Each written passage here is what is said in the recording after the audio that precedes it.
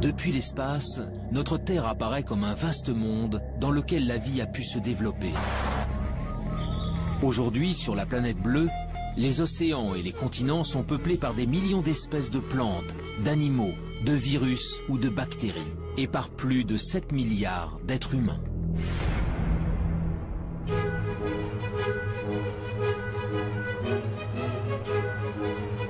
Mais dans l'immensité de l'univers, notre Terre n'est rien d'autre qu'un minuscule confetti. Loin, très loin de nous, se trouvent des milliards de galaxies, d'étoiles et de planètes. Alors, est-il possible que parmi ces mondes inconnus, situés à des années-lumière du nôtre, d'autres êtres vivants aient pu prospérer? La vie sur Terre serait-elle une exception, le fruit d'un hasard unique et singulier?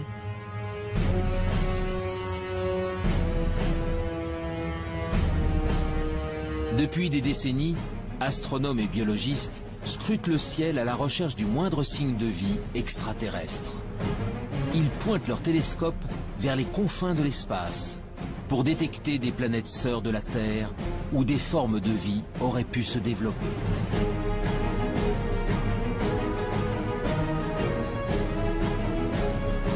Dans le monde entier, des hommes et des femmes tentent de résoudre enfin l'une des plus grandes énigmes de l'humanité. Sommes-nous seuls dans l'univers?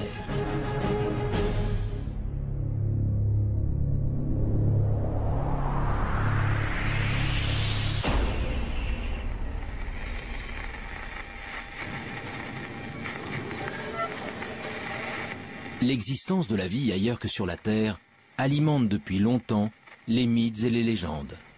OVNI, extraterrestres, martiens. Les auteurs de science-fiction ou les témoins d'événements anormaux véhiculent cette idée qu'un jour, une rencontre avec des êtres venus d'une autre planète est possible.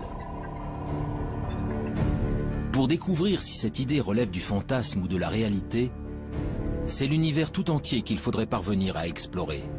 Mais les énigmes qui l'entourent sont nombreuses. Créé lors du Big Bang il y a environ 13,5 milliards d'années, il est tellement vaste que nous n'en connaissons même pas les dimensions. À l'intérieur se trouveraient des centaines de milliards de galaxies, et dans ces galaxies, des centaines de milliards d'étoiles.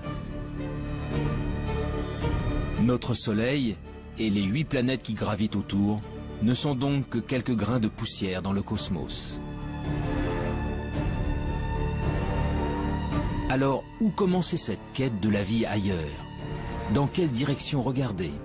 Et que chercher?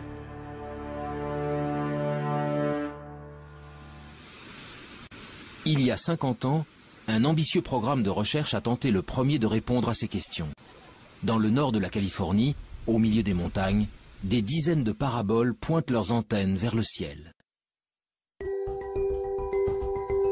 Elles sont le cœur du programme SETI, pour Search for Extraterrestrial Intelligence. Depuis 1960, elles captent 7 jours sur 7 et 24 heures sur 24 les ondes radio en provenance de l'espace. L'objectif, détecter un signal venu d'ailleurs, envoyé par une autre civilisation. Dans l'univers, de nombreux objets célestes produisent des ondes radio. Pour déceler un éventuel message intelligent, les scientifiques tentent donc de capter ceux qui ne ressemblent à rien de connu. Une mission pour le moins ambitieuse, mais dont les chances de succès se révèlent très réduites. Au début, ça a enthousiasmé l'agence spatiale américaine qui a commencé à mettre des télescopes un peu partout. On a Arecibo, puis des champs de télescopes pour essayer de scruter le ciel. Et puis, on s'est aperçu, avec l'augmentation des connaissances, que c'était vraiment un pari comme la loterie. Tout le monde espère gagner, mais il n'y a qu'un gros lot. Là, on ne sait même pas s'il y a un gros lot. Les recherches menées par le programme SETI ont en effet une limite de taille. L'hypothèse de départ est que si elle existe, une civilisation intelligente utiliserait des ondes radio pour communiquer. Or, pour de nombreux scientifiques, cette probabilité est extrêmement faible. Et même si c'était le cas, les chances de percevoir de telles ondes émises à des milliers d'années-lumière de nous sont infimes. l'utilisation des ondes radio pour communiquer est quelque chose qui, sur Terre, a à peine un siècle, qui va peut-être durer encore un petit siècle, quelque chose comme ça. Après, on trouvera d'autres systèmes, ça sera câblé, etc. Donc, on n'émettra pas grand-chose autour de soi. Deuxièmement, la puissance d'émission est limitante, puisque, bon, même si on émet beaucoup sur Terre, la puissance émise et rayonnée autour est infinitésimale. Et elle s'affaiblit par rapport progressivement avec la distance. Ce qui fait que pour capter quelque chose, il faut d'abord qu'il y ait quelque chose qui soit émis. Personne, bien entendu, ne sait. Il faut que ce soit émis assez fort, au bon moment, parce qu'autrement on risque de passer à côté. Et il faut qu'on ait des instruments extrêmement sensibles pour être capable de détecter cette émission. Malgré ses limites, le pari du projet SETI fait aujourd'hui encore l'objet de nombreux espoirs. Mais tandis que certains attendent patiemment de recevoir un signal émis par une civilisation intelligente, d'autres spécialistes se sont engagés dans une quête bien différente. Celle de la vie sous toutes ses formes possibles. Sur Terre, elle revêt une multitude de formes, des êtres complexes dotés d'intelligence jusqu'aux végétaux et aux bactéries les plus primitives. Alors, si la vie est apparue ailleurs dans l'univers, à quoi pourrait-elle ressembler? Pour le savoir, il faut d'abord définir précisément ce qu'est le vivant, et surtout connaître en détail les ingrédients essentiels à son apparition. Mais on a beaucoup de mal à définir la vie. Et généralement, on ne sait pas définir de façon extrêmement stricte la vie. Je prends un exemple simple.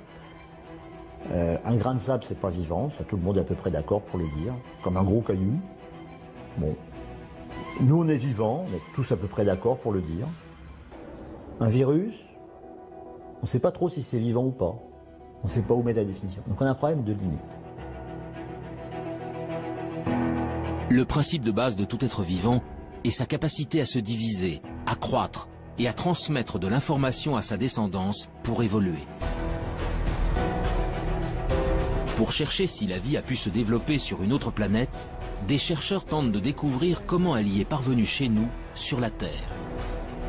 Leur objectif, remonter au premier temps de l'histoire de notre planète pour connaître les formes de vie les plus simples qui peuvent exister.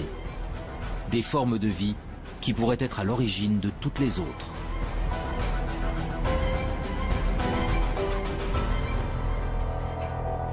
Nous sommes au Centre de biophysique moléculaire d'Orléans. Ici, la géologue Frances Westall et son équipe étudient d'étranges cailloux, des roches d'origine volcanique, vieilles de plusieurs milliards d'années. Dans les deux roches qu'on a ici, il y a une roche qui vient d'Australie. Elle est vieille de 3,5 milliards d'années et ce sont des cendres volcaniques qui ont été déposées en effet sur une plage. Cette roche-là, qui est très très lourde, vient d'Afrique du Sud. Elle est presque aussi vieille, 3,3 milliards d'années. Cette roche aussi, vous voyez, est laminée. Les laminations vert et noir, ce sont des laminations de sédiments, différents types de sédiments. Le vert, ce sont les sédiments volcaniques, les grains volcaniques, les sables volcaniques. Et le noir, ce sont des concentrations de carbone, souvent liées à des tapis microbiens qui se sont formés à la surface des sédiments. Donc là, on ne voit absolument rien, mais je sais que ces roches sont bourrées de traces de vie. Des traces de vie. En d'autres termes, des micro-organismes primitifs et ancestraux. Voilà donc ce que contiendraient ces roches venues d'un autre âge. Sous l'œil d'un puissant microscope électronique, le tapis de microbes fossilisés se révèle dans ses moindres détails.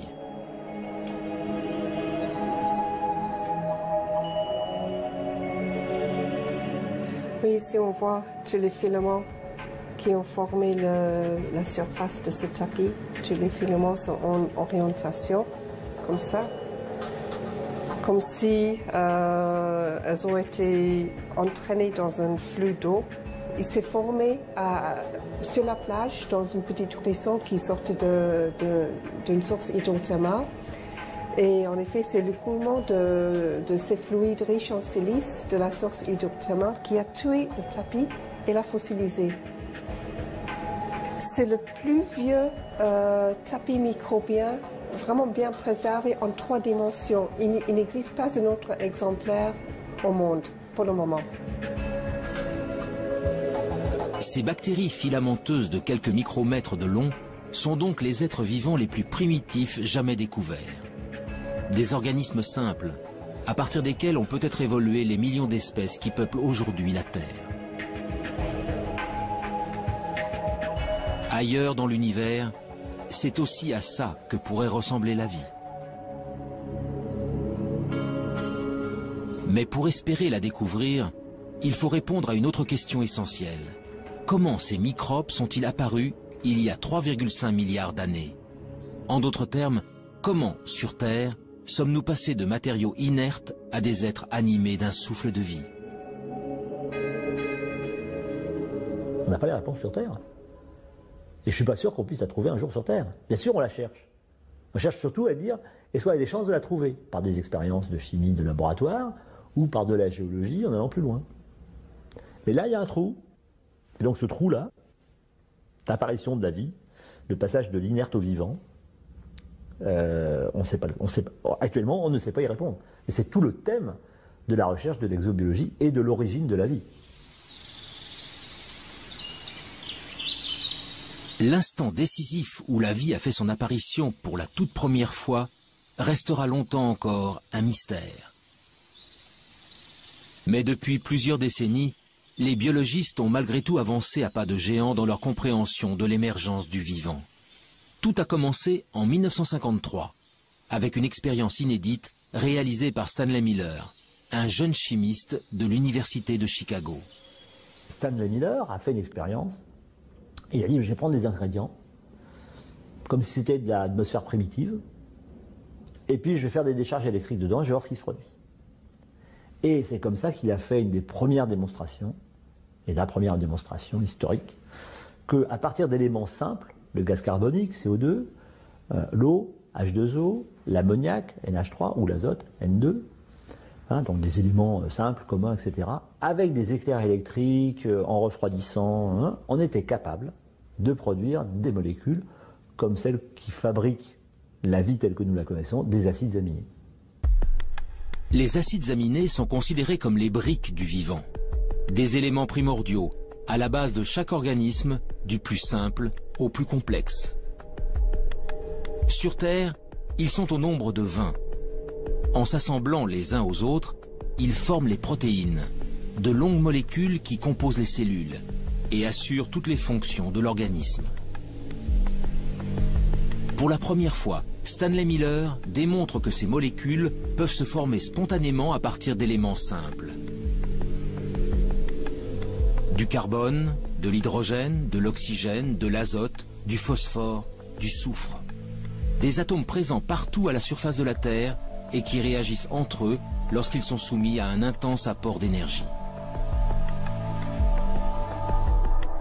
Il y a plus de 4 milliards d'années, les prémices de la vie sur notre planète seraient donc sans doute apparues ainsi. Mais alors ce même phénomène a-t-il pu se produire ailleurs dans l'univers? D'autres astres ont-ils un jour été le siège de telles réactions chimiques? Le 28 septembre 1969, une météorite s'écrase dans le sud de l'Australie. Baptisé météorite de Murchison, du nom du village voisin, ce caillou tombé du ciel va révolutionner notre conception des origines de la vie. Dans la météorite de Murchison, on a trouvé 70 acides aminés différents. Donc on sait pas, ils ne sont pas terrestres. Ils ont été produits chimiquement quelque part. Des acides aminés semblent donc pouvoir être fabriqués ailleurs que sur Terre. Pour découvrir où dans l'univers de telles réactions chimiques auraient pu se produire, direction la région parisienne, au sein du prestigieux Institut d'astrophysique spatiale.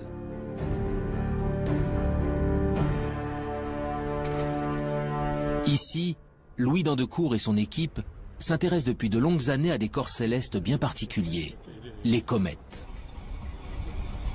En ce qui concerne les comètes, eh bien disons, ce sont au moment de la formation des planètes, tout ne s'est pas formé en planètes, il est resté énormément de micro-planètes qui ne se sont pas complètement formées, qui se sont agrégées. Donc tous les grains qui sont des grains souvent de matière minérale, des grains de sable à la limite, se sont recouverts d'eau sous forme de glace, bien entendu, hein, c'est pas de l'eau liquide, et ces objets, quand ils se rapprochent près du Soleil, la glace fond, elle pousse les poussières qui se sont agglomérées au départ, et c'est ces poussières qui font qu'on voit une très belle queue sur les comètes. Ces agrégats de roches venus du fond des âges, Louis d'Andecourt tente d'en reproduire la structure dans son laboratoire. Son objectif, savoir si, au cœur des astres glacés se cachent, comme sur certaines météorites, les briques essentielles à l'apparition de la vie. À l'intérieur de cette petite enceinte sous vide, le chercheur injecte un mélange de gaz identique à ceux présents sur les comètes. De la vapeur d'eau, du méthanol, de l'ammoniac, du monoxyde de carbone. Puis il fait descendre le thermomètre jusqu'à -196 degrés, soit précisément la température régnant dans le vide intersidéral, aux confins de notre système solaire. C'est ainsi qu'il reconstitue artificiellement de la glace cométaire.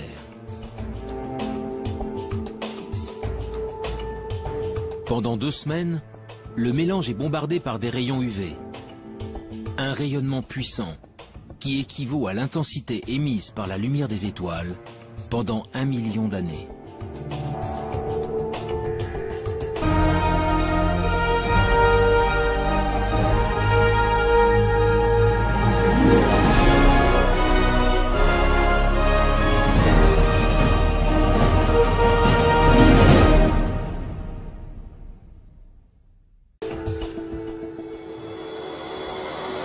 En fait, on est dans la même configuration qu'il y a 2 semaines.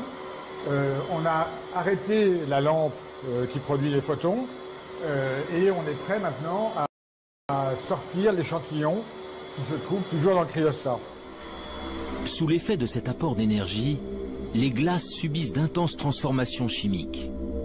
Après analyse, les échantillons révèlent alors la présence d'acides aminés. On a en fait une sorte d'extension de l'expérience de Miller à des systèmes solaires entiers, si vous voulez, d'une certaine manière. Eh bien, c'est quand même un très gros encouragement parce qu'on pourrait généraliser l'expérience de Miller à d'autres systèmes stellaires qu'on observe, en fait. On fait une expérience de Miller qui est valide à l'échelle cosmique. Les acides aminés, les briques fondamentales du vivant, se formeraient donc spontanément au cœur des comètes. Il y a bien longtemps, c'est peut-être même grâce à ces corps célestes que les premiers d'entre eux sont arrivés sur notre planète. Selon certains spécialistes, la vie sur Terre pourrait ainsi avoir une origine extraterrestre, une origine cométaire. Cette découverte est un grand pas dans la recherche de la vie ailleurs, car si les comètes ont pu ensemencer la Terre, elles ont peut-être également apporté des acides aminés sur d'autres planètes. Les premiers ingrédients indispensables à la vie pourraient donc se trouver n'importe où dans l'univers. Mais malgré tout, la présence d'acides aminés n'est pas forcément synonyme de vie. Alors les acides aminés sont encore des molécules un peu simples. Et quand vous prenez des acides aminés et que vous les raboutez bout à bout, si vous en mettez plusieurs centaines, vous commencez à avoir des petites protéines. Donc on peut essayer de comprendre ce qui se passe pour fabriquer des molécules de plus en plus complexes, molécules qui seraient capables de s'auto-reproduire à un moment, ce qu'on appelle de l'autoréplication, et puis finalement de s'auto-organiser et donc de créer par exemple des longues chaînes moléculaires qui sont à la base du vivant. Pour évoluer vers la vie, les briques élémentaires doivent donc s'assembler, s'organiser et acquérir la capacité de se multiplier. Or, de telles réactions ne peuvent se produire que dans des conditions très précises. Les conditions d'apparition de la vie, il faut les ingrédients de base, donc carbone, hydrogène, oxygène, azote, phosphore, soufre, et encore toute une ribambelle de produits dans très petites quantités. Il faut un milieu dans lequel cela puisse se produire. En clair, c'est la chimie dans un milieu liquide, et le milieu liquide naturel, c'est l'eau. Donc il faut qu'il y ait de l'eau. Et pour que ces réactions puissent se produire et s'entretenir, il faut qu'il y ait des sources d'énergie. C'est de la chaleur, des éclairs qui transmettent de l'énergie à des nouvelles molécules. Ils sont capables donc de générer des nouvelles molécules de plus en plus complexes. De l'eau, de l'énergie et des ingrédients de base capables de former des molécules complexes comme les acides aminés. Voilà donc les éléments essentiels à l'émergence du vivant. Grâce aux comètes, les acides aminés peuvent potentiellement se trouver sur n'importe quel astre rocheux. Le Soleil et les milliards d'étoiles de l'univers apportent quant à eux de l'énergie en grande quantité à toutes les planètes.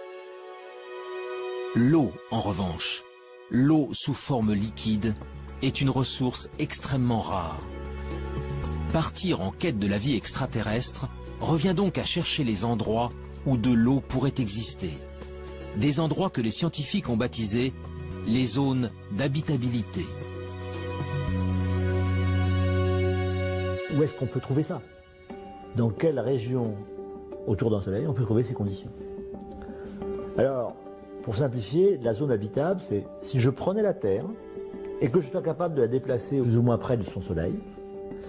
Il y a un moment où ça va chauffer beaucoup quand je m'en rapproche, hein, il y aura une telle chaleur en surface que l'eau ne pourra exister que sous forme de vapeur. Il n'y aura plus de liquide. Si je m'éloigne, il va faire de plus en plus froid parce que je reçois de moins en moins d'énergie. Toute l'eau va se condenser, va devenir glacée. Donc je sortirai de la zone habitable. Donc ça me définit une zone habitable. Pour que de l'eau liquide subsiste à la surface d'une planète, celle-ci doit donc se trouver à la bonne distance de son étoile, ni trop loin, ni trop près. Dans notre système solaire, seule la Terre se trouve au cœur de la zone d'habitabilité. Mais pour de nombreux spécialistes, l'une de nos voisines pourrait, elle aussi, avoir abrité de l'eau dans le passé. Il s'agit de la planète Mars.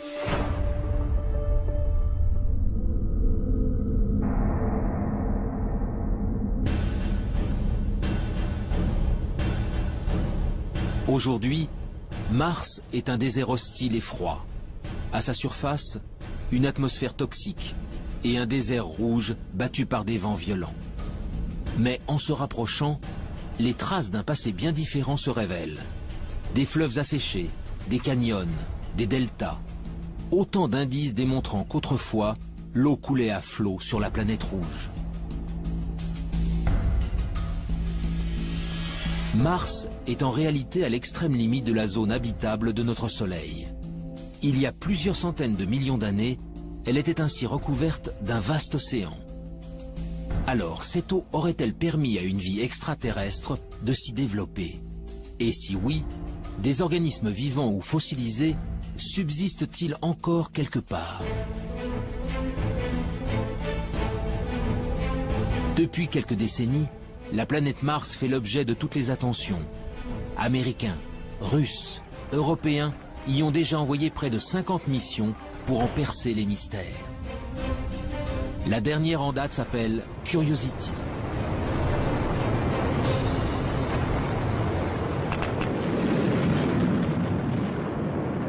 Curiosity, donc c'est un véhicule important, 900 kg, une bonne quinzaine d'instruments dessus pour faire des observations, des analyses, des mesures de climat, etc. Donc c'est un engin extrêmement complexe. L'objectif premier de Curiosity, c'est de déterminer les conditions qui ont pu exister lorsque le cratère dans lequel il est tombé a été formé, et depuis qu'il a été formé. Donc c'est un peu déterminer les conditions d'habitabilité. Est-ce que la planète a connu une période humide? Est-ce qu'elle a duré assez longtemps? Et qu'est-ce que ça a produit au niveau de la géologie? Le rover Curiosity est commandé à distance par des équipes de la NASA en Californie. Mais en France, toutes les nuits, des scientifiques travaillent en temps réel avec leurs homologues américains. Nous sommes au Centre national d'études spatiales de Toulouse. Éric Lorigny est le responsable du FIMOC, le French Instrument Mars Operation Center. Dans la salle de contrôle, vaste cœur opérationnel, il dirige avec son équipe le fonctionnement de deux instruments embarqués sur Curiosity. Leurs noms, SAM et ChemCam.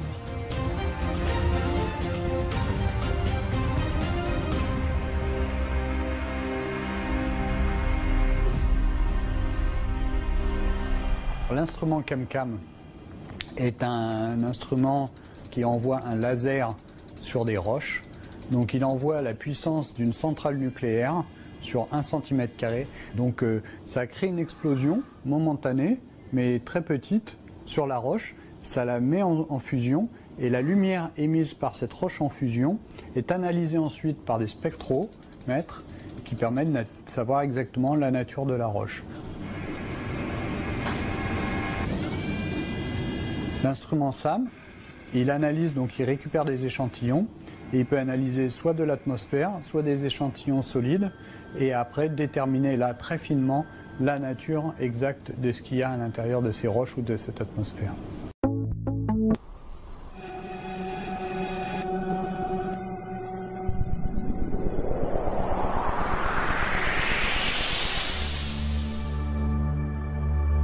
Avec ses mini-laboratoires embarqués, Curiosity est parti en quête de signatures de la vie.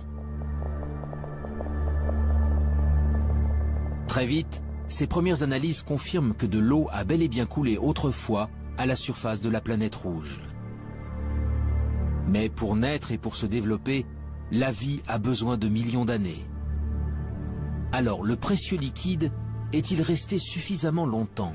Pour le savoir, Curiosity a déployé son bras robotisé pour creuser le sol martien. Nous avons fait 2 forages à l'intérieur de la planète Mars. Donc ce sont des trous de 6 cm à peu près de profondeur et qui font le diamètre d'une pièce de 1 centime. Voilà. Et ces 2 forages que nous avons faits nous ont permis de découvrir de l'argile et de l'argile dans un milieu sans oxygène où la vie pourrait naître. L'argile est le fruit d'une longue dégradation de la roche par de l'eau. Sa présence est donc la preuve irréfutable que l'eau liquide a existé pendant longtemps sur le sol martien. Mais si la vie est un jour apparue sur la planète rouge, il est impossible qu'elle subsiste aujourd'hui en surface. Car Mars est en permanence soumise aux rayons cosmiques venus de l'espace. Des rayons puissants qui détruisent instantanément toute molécule organique. Le seul espoir viendrait donc des profondeurs de la roche.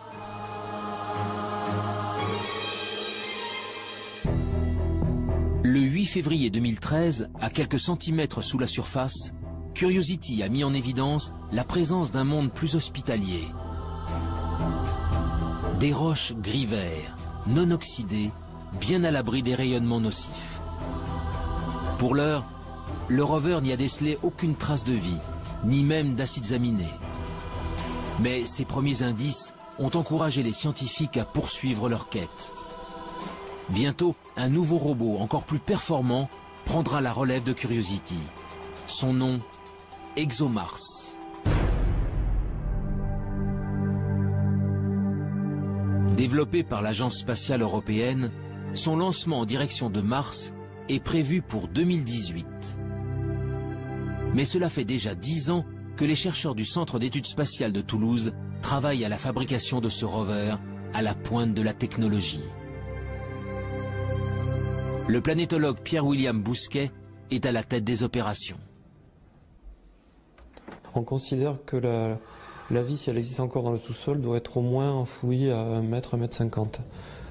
Donc Curiosity, sa foreuse ne permet pas d'aller aussi profondément. Et de ce point de vue-là, il faudra attendre la mission ExoMars, qui est équipée d'une foreuse qui sera capable de creuser jusqu'à 2 mètres de profondeur pour trouver des formes de vie fossiles qui seraient mieux conservées et éventuellement trouver des formes de vie au présent s'il en existe encore. Cette foreuse permettra à ExoMars d'effectuer des prélèvements réguliers à une profondeur jamais atteinte.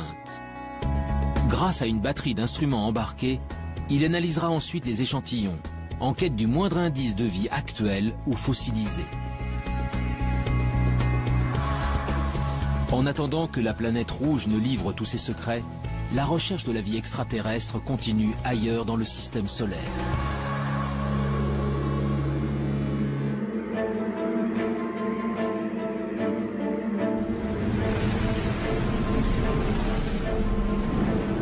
Au-delà de Mars, les planètes rocheuses cèdent la place aux géantes gazeuses. À plus de 800 millions de kilomètres de la Terre, Jupiter et Saturne sont les planètes les plus imposantes du système solaire. Composées principalement d'hélium et d'hydrogène, leur surface n'est autre qu'un vaste océan de gaz. Autour d'elles gravitent de très nombreux satellites naturels, des astres rocheux qui attirent l'attention des exobiologistes depuis de longues années. Nous sommes au laboratoire de planétologie et géodynamique de Nantes. Ici, depuis plus de 10 ans, le planétologue Olivier Grasset et son équipe tentent de percer les secrets des satellites des géantes gazeuses. Pendant longtemps, c'est-à-dire avant l'émission Voyager, on a toujours considéré que l'environnement externe, c'est-à-dire le monde au-delà de Jupiter, est un environnement très froid. Ce qui est vrai. Et très froid, c'est vraiment très froid. C'est-à-dire qu'à Jupiter, il fait à peu près moins 120 degrés Celsius. Et au niveau de Saturne, on est plutôt aux alentours de moins 150, presque jusqu'à moins 180. Enfin bon, ça commence à être vraiment très très froid. Et il est bien entendu que l'eau n'existe pas sous forme liquide. À la surface des lunes, au niveau des planètes, il n'y a pas d'eau liquide disponible comme on l'imagine sur Terre. Mais ce qui est vrai en surface n'est pas vrai en profondeur. Loin, bien loin du Soleil, les satellites des géantes gazeuses sont pour la plupart recouverts d'une épaisse couche de glace. Mais en 1979, la sonde Voyager 1 découvre Europe, la 6e lune de Jupiter. Les clichés révèlent alors une surface extrêmement lisse, la plus lisse de tout le système solaire, parcourue par de mystérieuses lignes sombres. 15 ans plus tard, la mission américaine Galileo livre des photos en haute résolution et vient approfondir ses observations. Une façon assez simple de l'expliquer, c'est quand on a des poches liquides en dessous. C'est beaucoup plus difficile à expliquer si on n'a que du solide en dessous. Il y a aussi des très grandes fractures, plusieurs milliers de kilomètres à la surface. Et ces fractures, en fait, on a pu voir qu'elles n'étaient pas faites de glace pure, mais qu'elles étaient faites avec un mélange de glace et de sel. Donc ça, c'est évidemment quelque chose qui très rapidement nous a fait penser, en dessous, il y a peut-être un océan liquide avec des sels, un océan salé. Parce que si à un moment je casse la croûte, l'océan salé remonte et puis ce qui va me rester, c'est cette signature de sel le long des lignes. En 1997, la mission Cassini s'envole à son tour pour explorer le système de Saturne. Et là encore, une lune au comportement exceptionnel va mettre en émoi la communauté scientifique. Son nom, Encelade. Jusqu'à la mission Cassini, Encelade est une lune parmi tant d'autres. Jusqu'au jour où Cassini survole la Lune et se rend compte qu'il y a un geyser, alors là un geyser géant, qui existe au niveau du pôle sud et qui évacue en permanence de l'eau liquide dans l'espace. Et Cassini est passé au travers de ce geyser et a démontré que c'était bien de l'eau, enfin qu'il y avait d'autres constituants, mais principalement de l'eau, ce qui nous a permis d'affirmer qu'il y avait une poche liquide sous la glace au niveau du pôle sud. Encelade, tout comme Europe, mais aussi d'autres lunes appelées Callisto et Ganymède, posséderaient donc de profonds océans.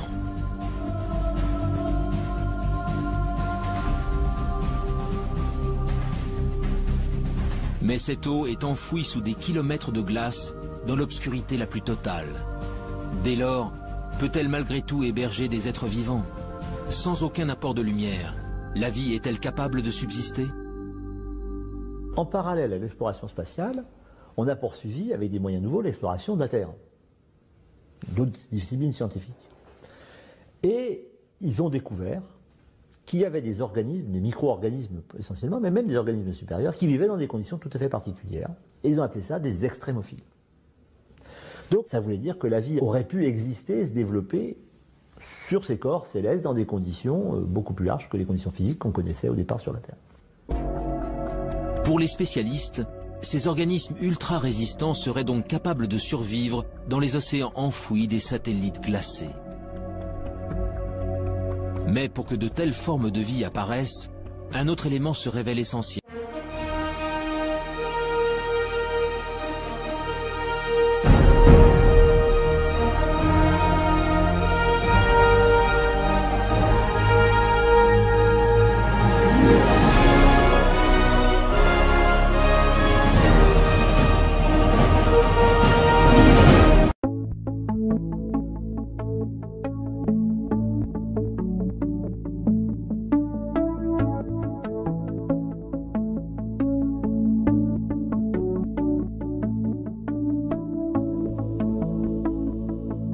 today's announcement of a really fascinating result about current water on Mars is one of the reasons why I feel it's even more imperative that we send astrobiologists and planetary scientists to Mars to explore the question of, is there current life on Mars?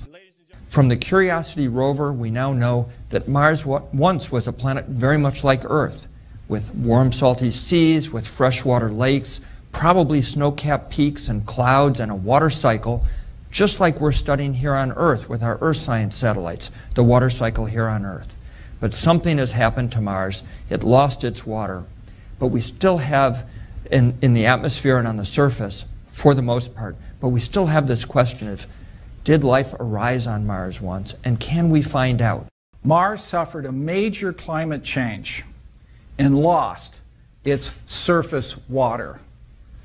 Today, we're revolutionizing our understanding of this planet. Our rovers are finding that there's a lot more humidity in the air than we ever imagined. As we ingest the soils, they're moist, they're hydrated, full of water. These discoveries are very important, but they were only part of the hydrological cycle on Mars that we're just now beginning to understand. What we're going to announce today is that Mars is not the dry, arid planet that we thought of in the past. Today we're going to announce that under certain circumstances, liquid water has been found on Mars.